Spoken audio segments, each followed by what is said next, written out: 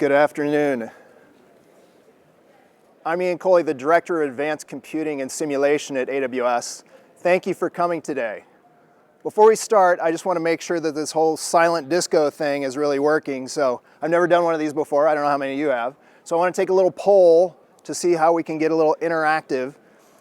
How many of you, is this your first reInvent? Please raise your hand. Wow, congratulations. On the other end of the spectrum, how many of you have been to more than 10 reInvents? Anyone? Wow. Well, I'm kind of in between. This is actually my 9th reInvent, my 8th presenting. I started in November of 2017. Unfortunately, I was staying at the Vdara and no one gave me the hint about wearing comfortable shoes. So I subsequently walked a half marathon on my first day, coming to different presentations here and there. Since then, I've learned my lesson, but it was an interesting time to be talking about HPC on AWS. You see, 2 weeks previous to that had been Supercomputing 2017 in Denver. And I was freshly minted AWS employee, and I ran into a number of my former colleagues at Wham Cloud, at Intel, at Inktank, at Red Hat, and they asked me, Ian, what does Amazon Web Services have to do with high-performance computing? And let's just say we had a lot of skeptics around.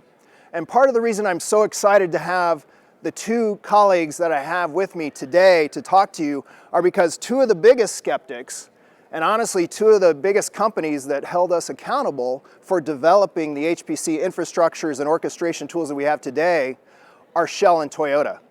In fact, I recall very vividly walking into a customer meeting with Shell at Supercomputing 2017, and a very kind gentleman in a very strong Texas drawl said, Ian, you seem like a nice guy, but you don't have the performance.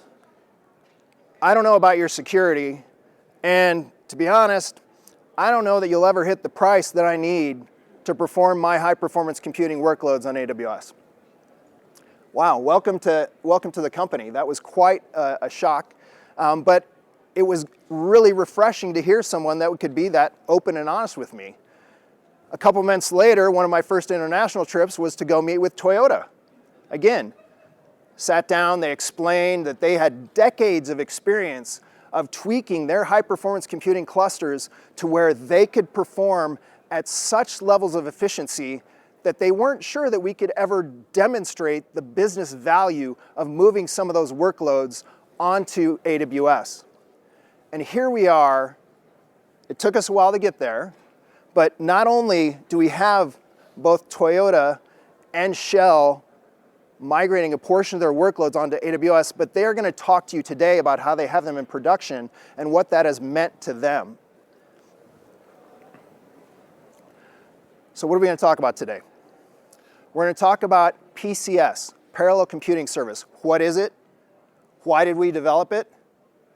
In a big part because of what I just said, very demanding customers like Toyota and Shell and others asking us for a fully managed HPC as a service. We're going to go a little bit into the design, cost, pricing, where you can find it, what regions it's in, and then you'll hear from them directly. You'll hear from Shell and from Toyota about how they're implementing it. And then I'll come back up and do a little recap, and I'll give you a little teaser with a pretty cool little demo on one of our other services, AWS Batch. What is driving this need for HPC as a service? What is causing us to really evaluate how do we make HPC workloads simpler for customers to execute? And part of it is just the explosion of HPC. I mean, honestly, with the growth of AI workloads, the integration of AI and simulation, we see customers across disciplines looking at how to more efficiently and effectively implement architectures that before were considered some of the most extremely demanding of any in all of scientific computing. And that's why we've developed Parallel Computing Service to address these solutions. Instead of the complexity of creating your own infrastructure, we're allowing simple infrastructure as code, repeatable setups that can be driven by APIs. We're allowing customers to focus on what they do best, which is scientific workloads, research and development, engineering and simulation, and allow the expertise and the actual infrastructure to be handled by our managed service and take away some of that undifferentiated heavy lifting, still allowing those on-site HPC administrators to perform their very important tasks of up-leveling what their customers can perform, but giving them more tools to where they can rely on us to do some of the more mundane patching, updates, often things that would have to take a whole cluster down previously that can now be done via API-driven development and seamlessly to the underlying cluster. So again, what is AWS Parallel Computing Service, or PCS? Our initial version is a managed Slurm offering. How many people have heard of Slurm? Please raise your hand. Okay, a bunch of people. Slurm is the most popular open source schedule option, where there are a number of popular schedules across industries from LSF to PBS Pro to Symphony. Slurm has taken on a really important role, especially in large language model training and in AI, because of the role it's been in academia and its open source background. And so because of that, we thought, let's start with a scheduler that's fully open source and that we can provide a breadth of experiences to our customers.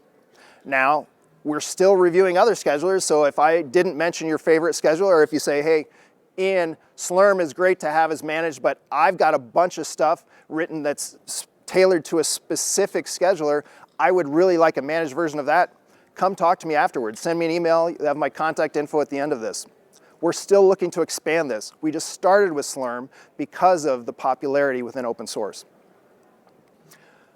Where does PCS fall within our HPC portfolio? Again, HPC is a pretty broad term, and so I wanted to give you a little picture of everything that we talk about. It's just like you would think about high-performance computing on premises. We need networking, we need compute, we need performance storage, and we need some way to tie it all together into a coherent cluster. And so that's why, you see here, we have remote visualization from our RES. We have remote visualization from Amazon DCV. We have various ways that you can instantiate different clusters depending upon what you're looking for. I mentioned a little bit about AWS Batch. I'll go into that later. I'll also talk about how we've evolved from parallel cluster to PCS and why some customers choose to use one over the other. And then we've got this whole family of EC2 instances, from our HPC optimized instances all the way down to our most latest and greatest R8i on the Intel Xeon 6th generation Granite Rapids chips that we recently released, all the way to the latest and greatest NVIDIA GPUs, from the GB200 to the B300 available in our P6 family. But whatever that particular EC2 instance you want to orchestrate, we can do that with PCS. Again, it's not just the compute though, it's the storage. And so you have a whole family of storage products that you can integrate into your cluster depending upon your needs. Some people really like FSX for Lustre, again, because of the open source background similar to Slurm. Some people have a whole bunch of their infrastructure set up with FSX for NetApp ONTAP, and so they want to maintain that. We support all of that. You can connect your storage that you choose for your workloads to the particular compute you like, all using PCS. So how did we get here? Again, I talked about how I joined Amazon at the end of 2017. When I showed up, there was this long partnership with Intel and AWS to where they had a vision and saw back in 2015, we need to make it easier for customers to instantiate these large HPC clusters. And so we jointly created this open source toolkit called CFN, or Cloud Foundation Cluster. But when I showed up, I talked with a bunch of customers and they said, is this even associated with Amazon? We see like a GitHub repo, and this doesn't really look like something I'm ready to stand behind and put my production workloads on unless it has like an AWS something next to it. So we very quickly said, okay, we need to stand this up as more than just an open source toolkit. We need to have this be a fully fledged Amazon supported solution with a support team behind it. And so we rebranded that open source repo as AWS Parallel Cluster and stood up a whole team of engineers that to this day continue to upgrade and improve AWS Parallel Cluster. But along the way, we learned from a lot of customers, hey, I appreciate the modularity, I appreciate the ability to kind of hack AWS Parallel Cluster because it is completely downloadable, as I said, open source toolkit. But I really would like a managed service. There's so many things that are hard to do with just an open source toolkit. Number one being, it's kind of annoying that I have to blow away my entire cluster and recreate it from scratch just to pick up the latest and greatest parallel cluster version.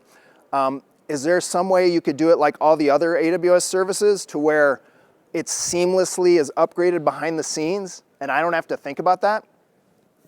As well as, I would love to be able to do infrastructure as code. I want to do more API-driven development. Can you make it a true AWS service? And that's why last year we released AWS PCS.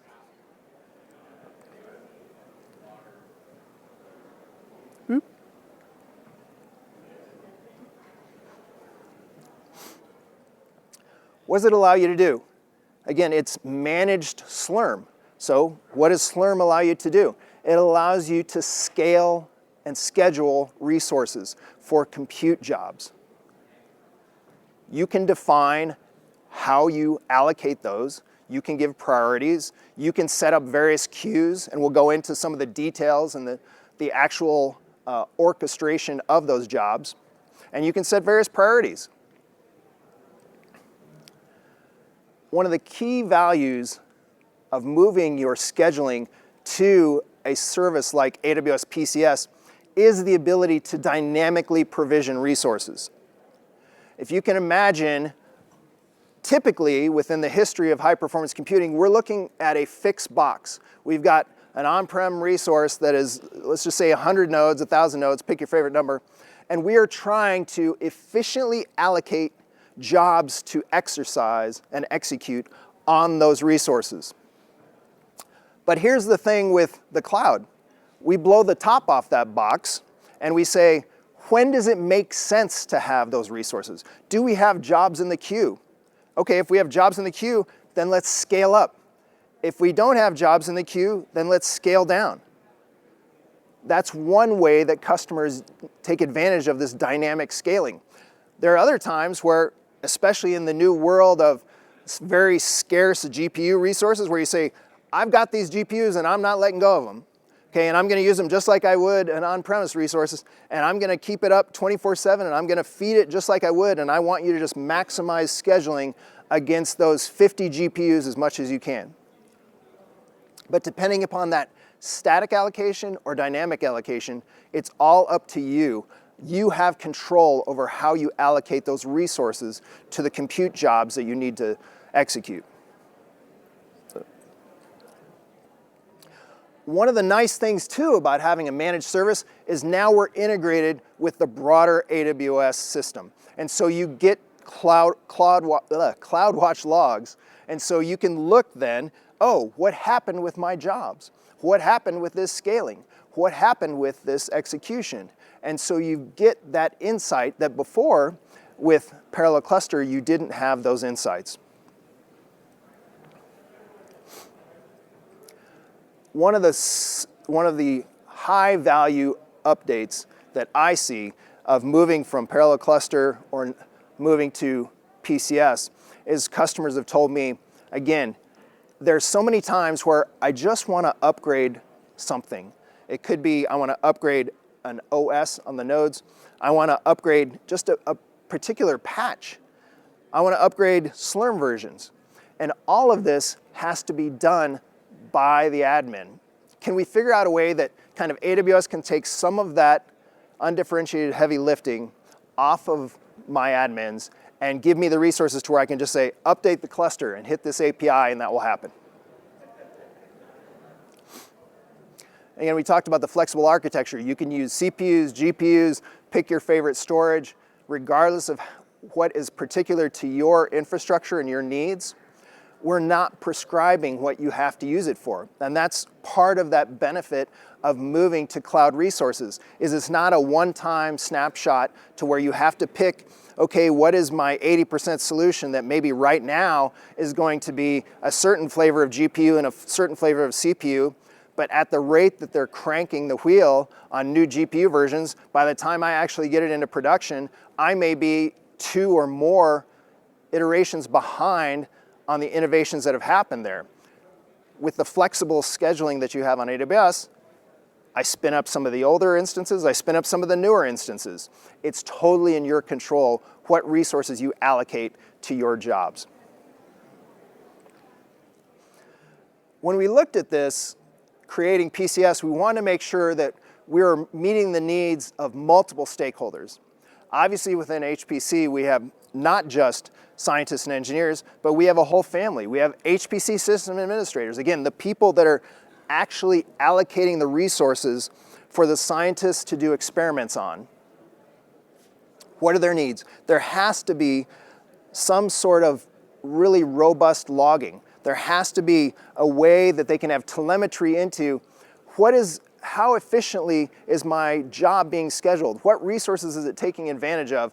Do I have resources sitting there that are not being utilized? And how do I measure that efficiency? For the scientists and engineers, again, they're the core end user. How do we make it as seamless to them to where they don't even notice if they're running on AWS with PCS, maybe AWS with Parallel Cluster, or on premises? How do we make that Slurm migration such that for them, it's the same experience? Because at the end of the day, the last thing we want to do is slow down the innovation by our researchers. We want the opposite. We want to help them speed up. And you're going to see some of the examples from customers about how migrating to PCS has helped them really improve that innovation cycle. We have a number of partners and ISVs that have built on top of Parallel Cluster before and now on PCS that wanted us to really do that integration of an AWS service so they could build a partner offering for their customers. So let's take a quick deep dive into what does PCS look like. You see it's a standard cluster. So a cluster, unsurprisingly, has a number of node groups. We have one for logins, and we have one for compute types. And then we have a number of queues that kind of schedule back and forth, and we'll go into different options that you can have around queuing. And then, again, pick your favorite flavor of storage, your favorite directory service. We'll integrate with it. It's not prescriptive. So here's an example where you see a user logs into node group A. Okay, they have a queue that is attached to 2 different compute types. So they've got one node group that's specified for ARM CPUs, one node group that's specified for x86 CPUs, and that queue can schedule between them. Similarly, you could have one that's GPUs and one that's CPUs.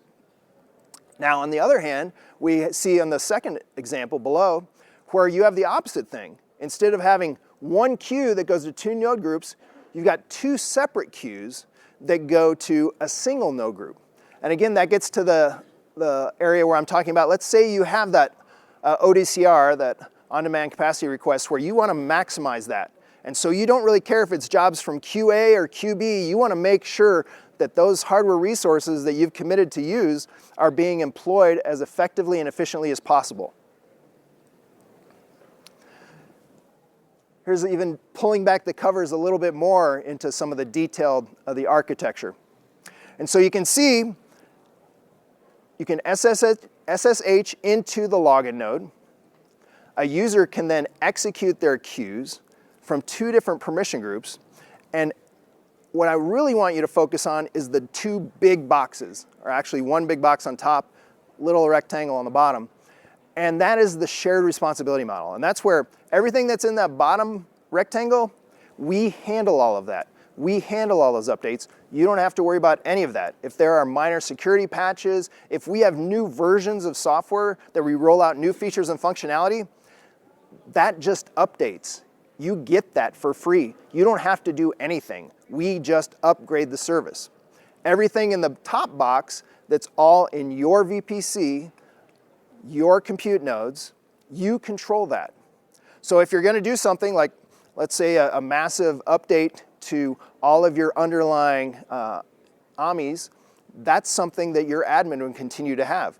But if it's something that we're going to provide a newer version of Slurm to you to execute, you can then use our update cluster API to upgrade your Slurm version. And again, we wanted to make this as seamless as possible, just like every AWS service. So console, API, SDK, it all works.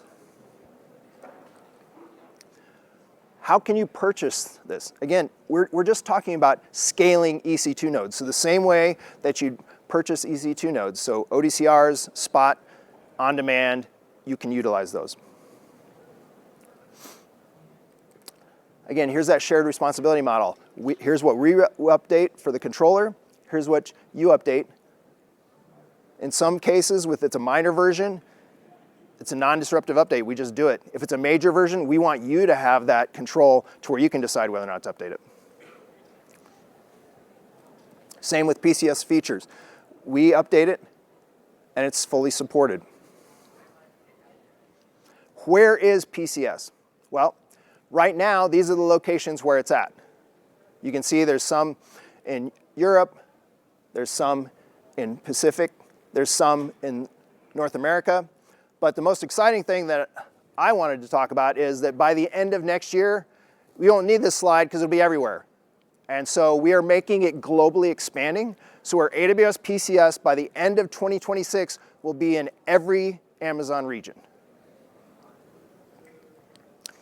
Observability. CloudWatch logs, I talked a little bit about that, just standard observability things from AWS. You'll be able to get all of that with PCS. Especially around taggable resources, this is how customers often track their cost. By tagging specific jobs to work groups, that's how then that allows them through the CloudWatch logs to say, okay, this work subgroup perform these jobs which cost this X. And you can do your own internal bill backs if that's what you're doing for cost accounting. Pricing, there are two fees. Okay, one is, let me just go into this, how your cluster controller is set up. Now this is something we want to improve in the future, but right now you kind of have to say, t-shirt sizing, I think I'm going to need to do a small, or maybe I need to do a large. And then if you can upgrade, but you need to like tear everything down and go back in order to upgrade. In the future, we want to make this dynamic scaling. So maybe at one point you need a small, and sometimes you need a large, and you can just migrate back and forth without it being as invasive as it is today. But right now you need to commit to what is the size of your controller, because that limits how many jobs you can execute. Then we have, for the accounting feature where we do Slurm accounting, obviously that's going to save an accounting database, which takes up S3 storage. So we're going to bill you back for that storage, but it's not a big plus up or anything. We're just trying to account for the storage that accounting database could take up. And then you're going to pay for your general EC2 instances. Those are in your account. Last, I want to talk about a real-world example before I turn it over to Satoshi-san for a brief overview of how they're using PCS at Toyota, and then a deeper insight from Michael about what they're doing at Shell. But Tune Therapeutics, if you haven't heard of them, it's really interesting. They're a company in the biomedical space studying epigenetics. Basically what they're looking at is not just gene editing or anything, but how do you turn gene expression off and on via medicine? And they just went into trials earlier this year on a treatment for hepatitis B.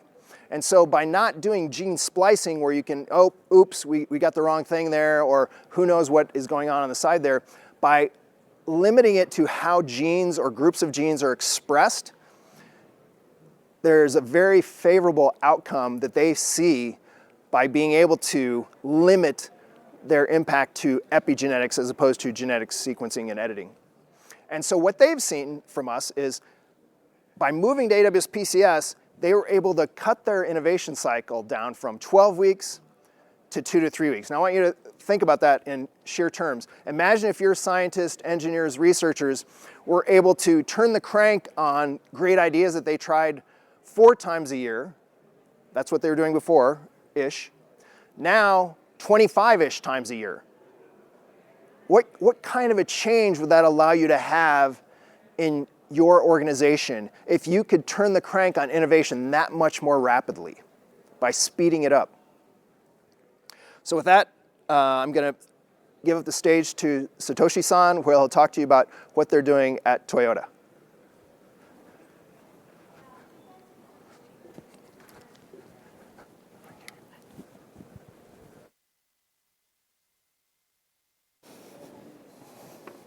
Thank you, Ian. Hello, everyone. My name is Satoshi Ikemure, and I am the leader of HPC at Toyota Central R&D Labs. Today, I'd like to share how our organization modernized HPC environment. First, let me briefly introduce our company. Toyota Central R&D Labs is a research institution within the Toyota Group. It was established back in 1916 to create useful and high-quality research results.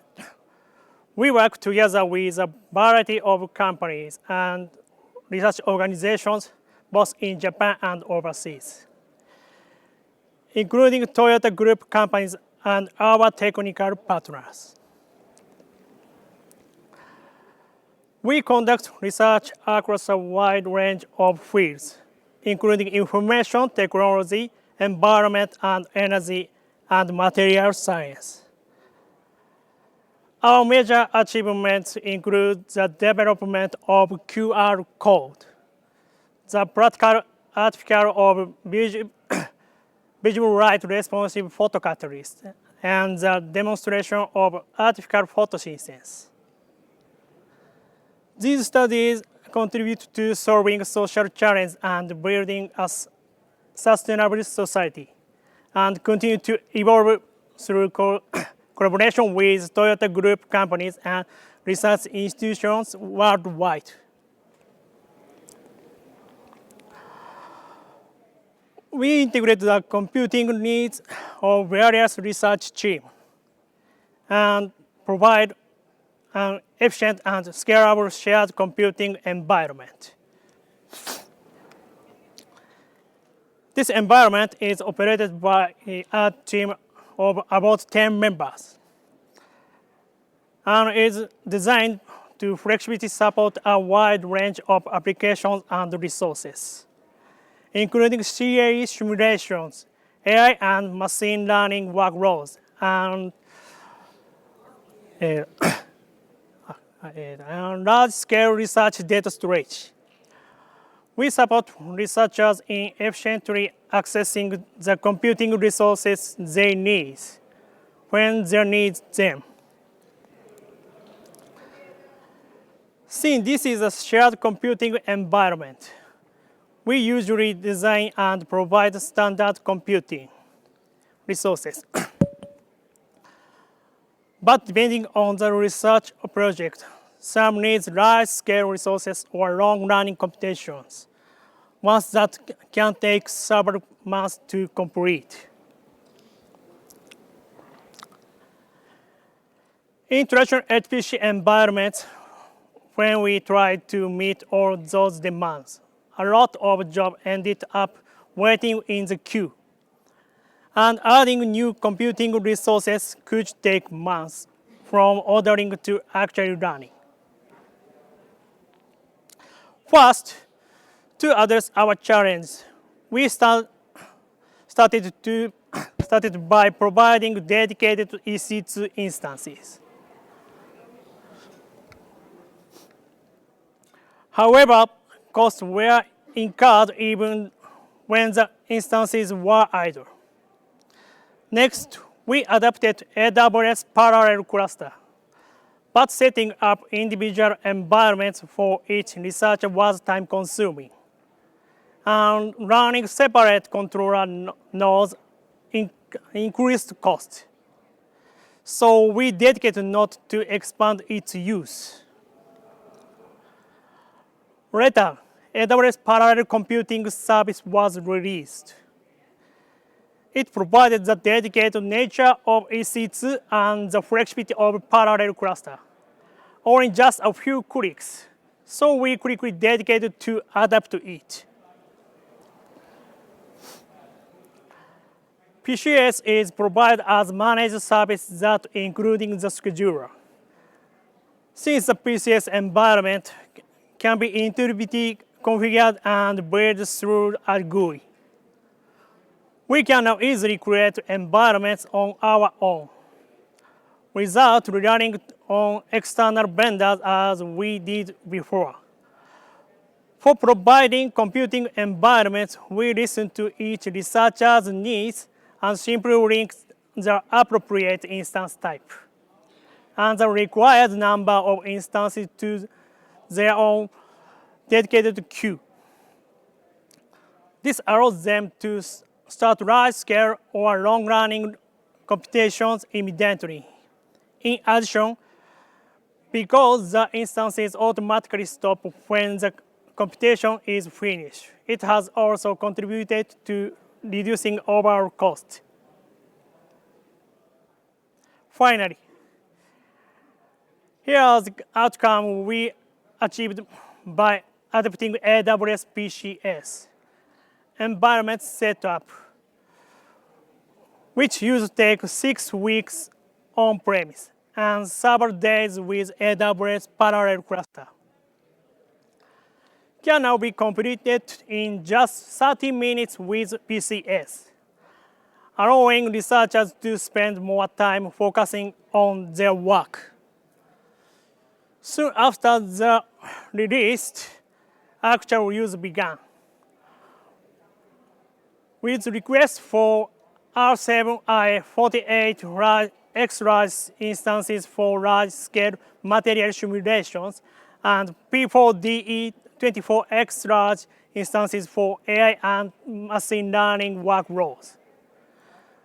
Being able to quickly accommodate these advanced computing demands demonstrated the flexibility and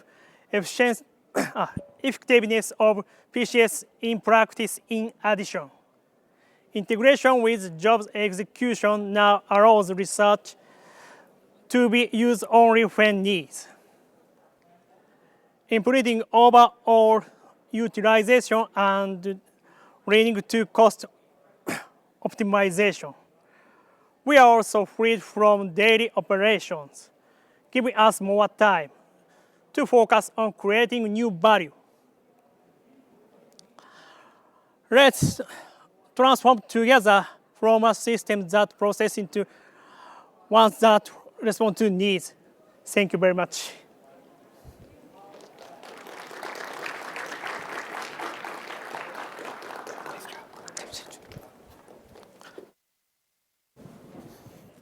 All right, good afternoon, everyone.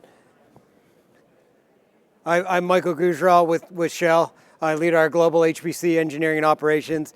As you can tell, I do not have a Texas drawl, so it was not me in 2017, but we will talk about 2017. Ian and I have had many similar meetings, but happy to be on stage here to talk about our HPC journey with AWS and specifically some of the things that we've seen in PCS. First, let me talk a bit about Shell. I don't work at a gas station, and it took me a long time to convince my kids of that. Thankfully, they now know where my office is, so they believe that I don't go to a gas station every day. But as a company, 2022 numbers, but we're the size of a city. We're in 70 countries.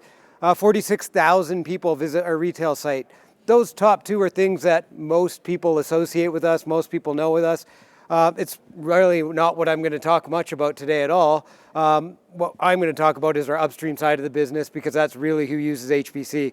So 2,800 barrels of oil equivalent per day is our production, and then 66 million tons of liquefied natural gas are two key energy sources. What does that mean, and what do those ultimately produce? A lot of energy solutions, so hopefully everyone drove a Toyota here and filled it up with Shell, and then that you're compliant with the presentation here. But a large range of energy solutions, as we see ourselves as an integrated energy company providing energy for the energy needs of tomorrow. But what we're going to talk about here today is getting into that. And again, a lot of different customer segments that our products help and fuel. But again, to fill up all those pipes, we need a tremendous amount of compute to not actually produce it, but to find it. So what we're going to talk about today is upstream. So in our upstream business, we need 85 to 95% of our compute is used for seismic imaging. What's seismic imaging? You send sound waves into the earth and you listen back to it. Very, very complex physics. And so two questions to think about when we look at this slide. One, why do we need HPC? Why do we need more HPC? And then why cloud? Why did we believe Ian in well, we didn't believe him in 2017, but why do we believe in the cloud, and why, what's going on? And my slide is not working. We'll see if the animation fixes itself. But why more HPC? So as we go into more and more complex areas, and as we try to find oil and gas either deeper or in more challenging spaces, we need more physics. And very simply put, the algorithms that we're solving are physics that were probably based in the 1970s. It's wave equation based. The challenge has always been the affordability of compute. And so essentially, we give our geophysicists a new machine, they fill it up algorithmically. The same thing happens with storage, but this is not a talk about storage. And then why cloud? And Satoshi-san talked about this as well, and Ian talked about this as well. The cloud enables us to be more reactive. What do we historically do? We guess. We think we need this much compute because we think we're going to have this many projects in this many years, and you buy a big system and you fill the system, but you never really know what could we have done. What you generally do is you prioritize your workloads. But blowing the cap off, as Ian said in cloud, was a huge driver. What does that do for us as a business? Enables more rapid decisions. If we can make those decisions much closer to when we need it, if we can turn capacity on when we need it in a value, enabling value of information, that for us is a critical path to our bottom line. Getting these images out faster is enabling our business to move faster. And then delivery timelines, what you don't see, but is probably of no surprise, is getting gear on premise has become incredibly challenging. Prior to COVID, things were generally smoothish, simple-ish. Now, in a post-COVID world, with the AI boom, with modern-day GPUs using a tremendous amount of power, this has become a complex challenge that is one that we still do it today. We still do have some on-premise, but it's one that I'm also very happy that AWS does a ton of it for us because the scale and the repeatability and just the efficiency that they do it at is then it makes it that my engineers don't need to worry about that. So that's why we need HPC. This is why cloud. And let's go down memory lane. So it wasn't me in 2017 at SC, but again, from 2017 to 2022, we struggled. We saw this thing called cloud. We thought, we should try and do HPC in the cloud. And we tried a lot of different things, largely POC scale. And I think a lot of what we did was we tried to do the exact same thing. We said, hey, I have 10 nodes here.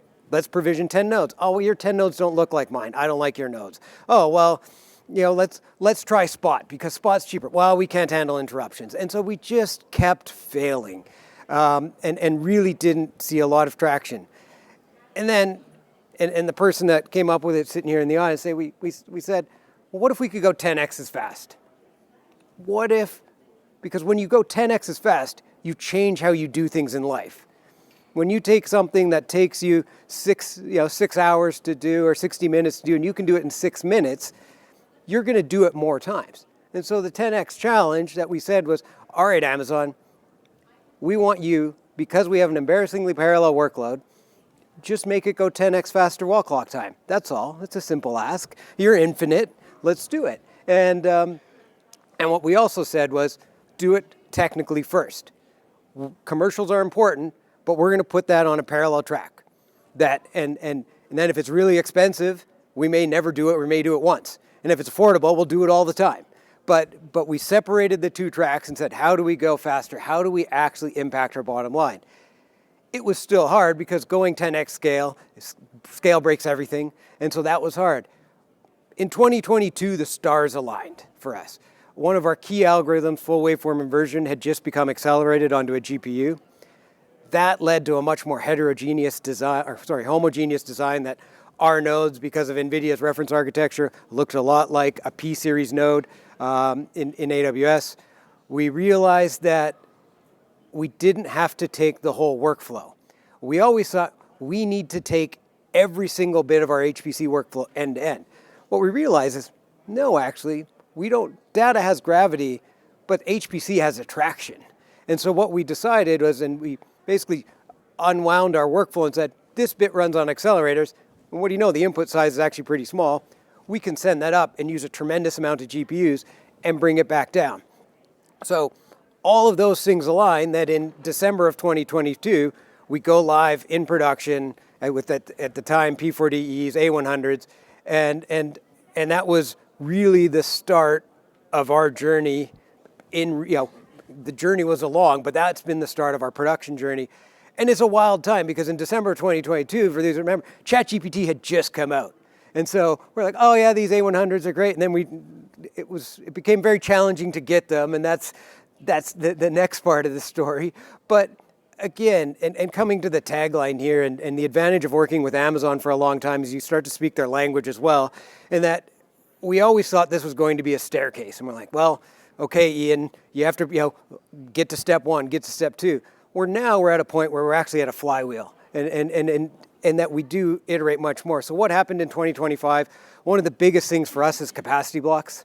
So having EC2 capacity blocks and having the ability to have predictable bursts, because trying to get a P4DE was a challenge, and we'll leave it at that. But with capacity blocks, with the visibility we have of when we need capacity, this has been a huge enabler for us. So the stat to give you is since 2022, because of our ability to burst, we've accelerated 2.5 years of wall clock time of projects by enabling burst.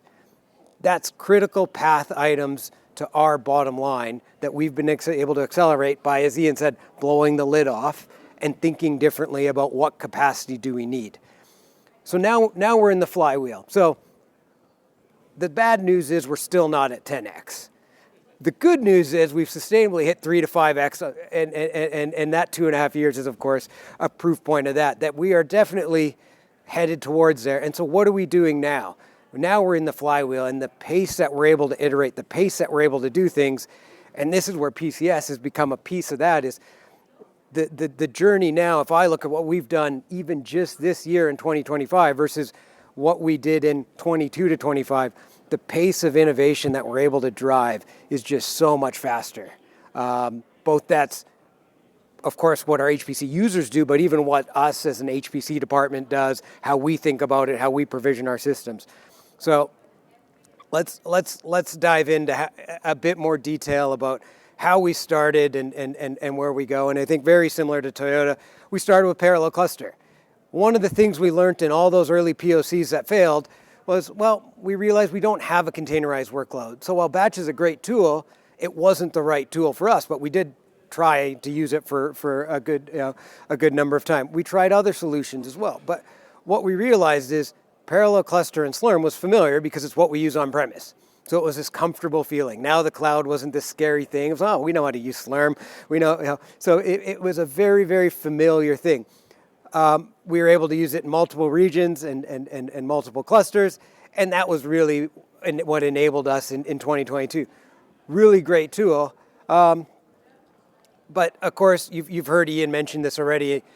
There were challenges with Parallel Cluster in that we knew we could do better. We knew that there was more that we could do. There was more that we could do in this cloud journey.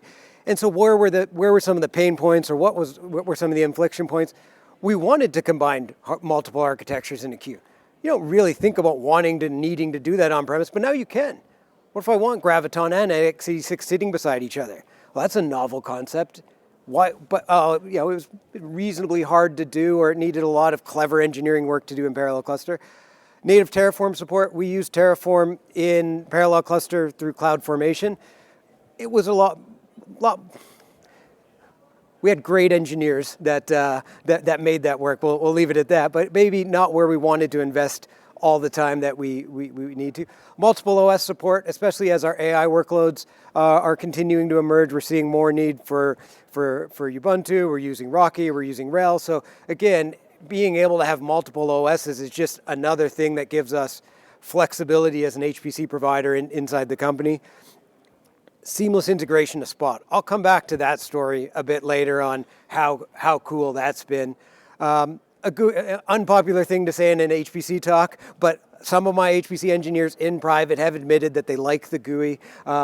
They will never tell their peers that, but the GUI has been a very handy tool to visualize what it looked like. And again, instant cluster upgrades. This is true because we came to a world with Parallel Cluster where it's very familiar. You take the cluster down, you bring it back up. But any update, and the reality in the cloud is you're doing way more updates if you want to, or if you desire to, because on premise, you bring in a cluster, you have new nodes for N number of years. Well, now they're releasing nodes all the time. Maybe I want a different shape. Maybe I want a different size. So the number of updates can be so much more. So that was really our inflection point. When they announced PCS, it was, this looks great, but, and that was one of those hard customer meetings where we're there with you, we just need these features. And my kudos and recognition to the PCS team. We set a path, we looked at the roadmap, we said, okay, there's our jump in point. We needed key things like Rocky 8, we needed capacity block support. We were not willing to do PCS as a toy, as a POC. It was, we're gonna go, but we're going with our biggest production workloads. That's how we're going. We're not gonna go just for fun. We're gonna go for it all. And so once those were met, we already talked about the motivations, and then the fun really started to happen. So what happens? We had this timeline, we knew when the features were coming, we had everything lined up. We have a great AWS ProServe team that's been working with us since 2021 as well. In the 11th hour, we're getting ready in the final sprint. I get a call on a Friday morning, and one of our ProServe engineers has decided to leave AWS in 2 weeks. That was a challenging call, and it led to a bit of a fire alarm scenario.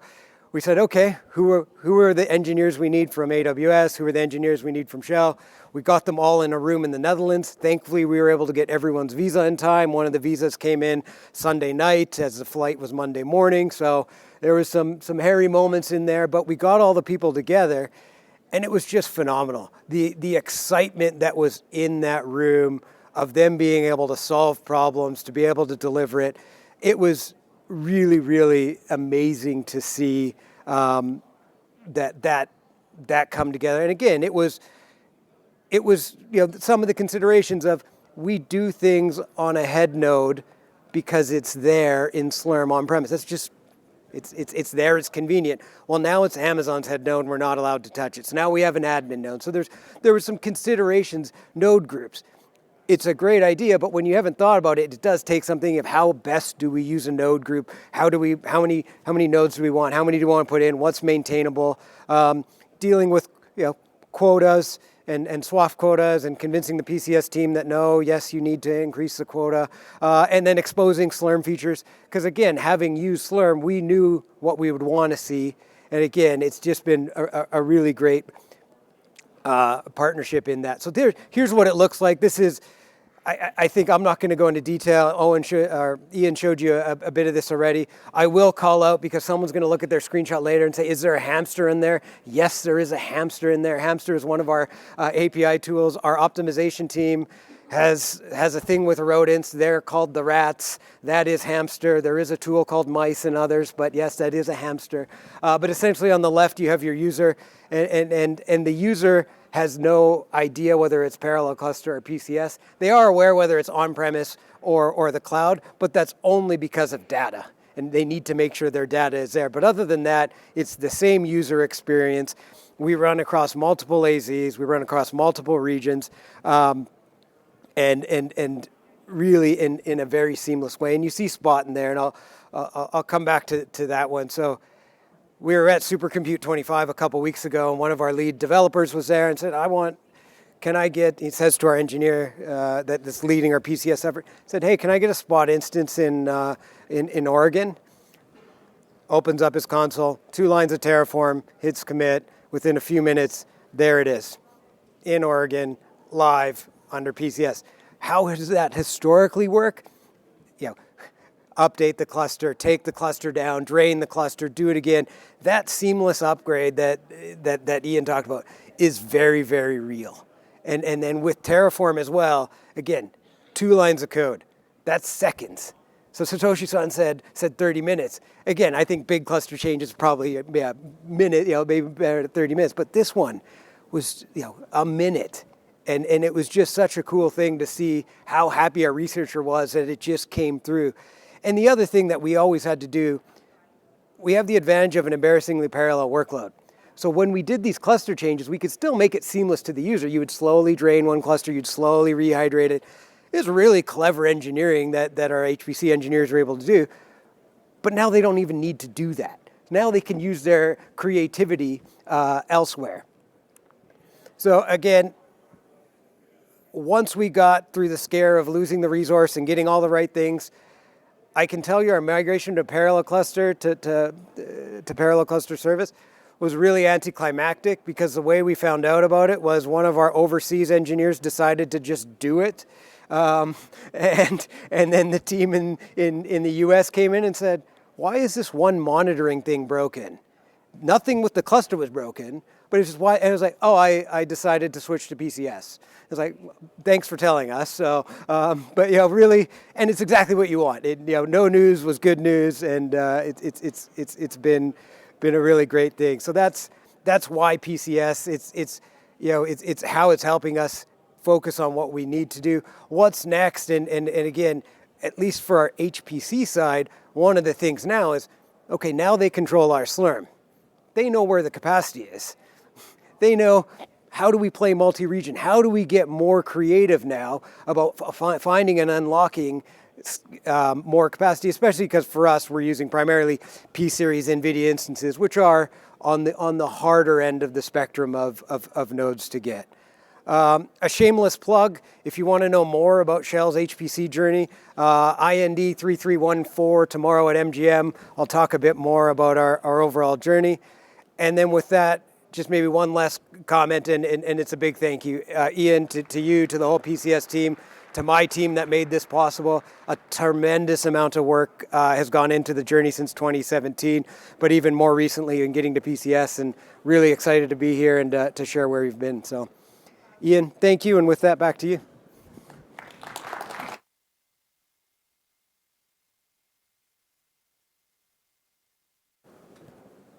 Huge thank you to Michael and Satoshi-san for sharing a little bit into their journey on AWS, from on-prem onto AWS Parallel Cluster, onto AWS PCS.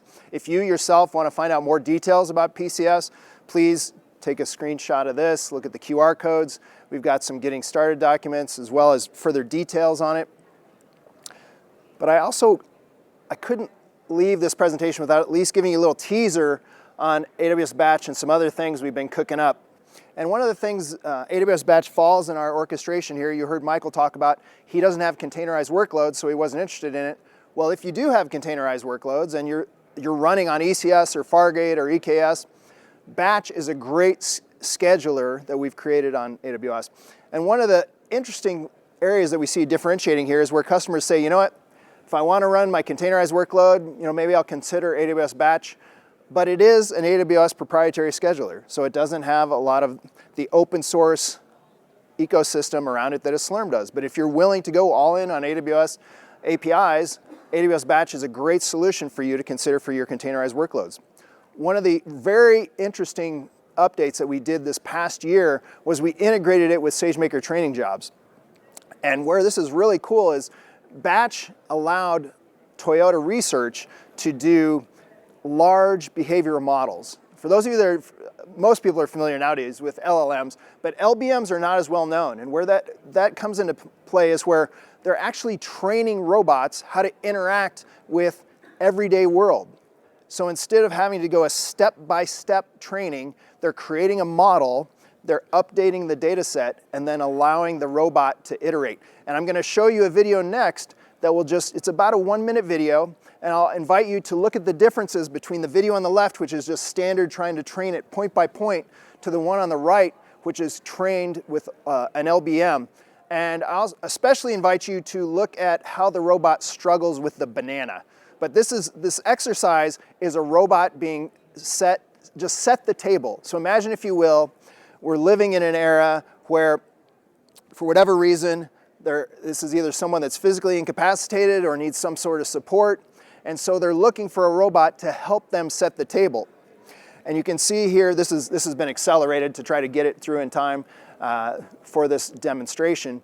But you can see how the robot on the left, let's just say it's kind of on the struggle bus with a lot of these features that a human could very easily pick up the cereal, pick up the bowl, pick up the banana. Again, really struggling to pick up the banana. And then on the right, it's just sitting there done. It's kind of been waiting there. Okay, the breakfast is set. Where do we go? Poor guy on the left, just pouring cereal all over the table. So this is an idea of this integration with Batch, with SageMaker training jobs, allowed the creation of this efficient large behavioral model where Toyota's innovation was able to really accelerate. And it's still struggling with the spoon. I'm going to let it go, poor thing. So what does it allow you to do? Now, again, this didn't require any code change between the left and the right. That's kind of weird. No code change. This is just using the trained model with a different data set and allowing these robots to really generate new insights with updated visualization data sets. If you want to learn more about AWS Batch, again, I know this is just a brief gloss. I just wanted to show you what I thought was a pretty cool demo.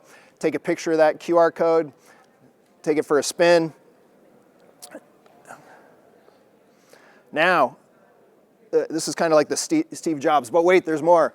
We announced at Supercomputing a couple weeks ago, and early next year, you will have access to the latest and greatest AMD Turin in our HPC 8A instance. So those will be out early next year. Also, significantly, invite you, if you want to see the details, take a snapshot of this QR code. I spent a long time in the US military as a naval intelligence officer, and so this means a lot to me personally. But we saw that our customers in the classified spaces and government spaces specifically did not have ready access to the latest and greatest supercomputing and AI resources. And so we have committed up to a $50 billion investment ensuring that our customers in GovCloud East, GovCloud West, secret and top secret regions have access to the most innovative hardware resources they can get to execute their mission-specific workloads. And then I couldn't leave this without at least giving credit to my team's recognition at the Supercomputing Awards. For the 8th year in a row, recognizes the best HPC in the cloud platform. And then the thing that we talked most about today, AWS PCS, also being recognized as one of the top 5 new technologies to watch in all of HPC.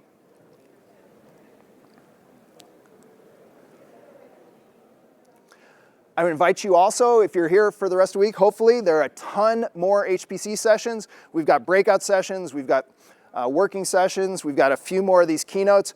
Please take a look at that QR code, go to those sessions, ask more questions, and then I'll leave you with this. There's our contact info. If you want to get a hold of any of us, we'll be standing up here on the side. and then invite you, please complete your survey. It's super important to us. That's how we get better. We want to hear directly from you. Was this valuable? Did Ian talk too long? Was Satoshi really insightful? You know, those types of feedbacks, we really always look for that for you directly to tell us how we're doing and how we can make this more interactive with you. Did you enjoy the silent session? Was it weird? You know, anything you want to put in there. This is my first silent session. I thought it worked pretty well, but I'd love to hear from you all. And so thank you so much for your time and hope to see you more.